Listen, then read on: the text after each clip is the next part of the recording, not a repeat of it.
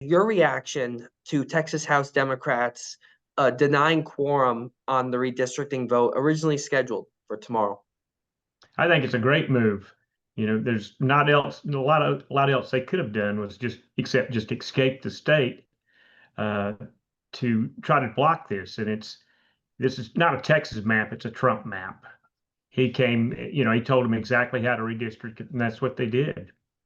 Were you at all surprised to see Democrats make this move?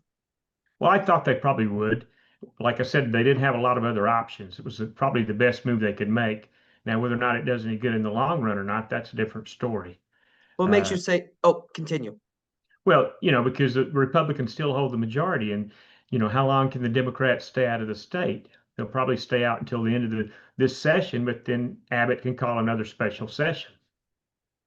Now, I've already spoken with some Republicans who have criticized, the Democrats' move, and talked about, some of the penalties that are going to come as a result of this. So what do you think this could mean for the Texas Democratic Party? Well, I think it'll bring the Democratic Party together, gives us a rallying point. I think that, as far as fines and what have you, there's civil penalty. It's a civil case. It's not a criminal crime for them to be out of the state. So they can't be arrested. They can be fined, and that's about it. So I don't think, except for the cost that'll be incurred by each of them. But sooner or later, it's got to be dealt with. I don't think that they can stay out of town forever, stay out of the state forever. So, it's a tough thing, and I think that the Republicans are just trying to steal the race in advance.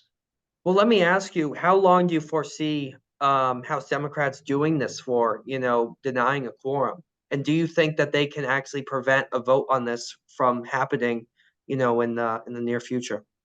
Well, as long as they stay out of the state, there can't be a vote because there's not a quorum.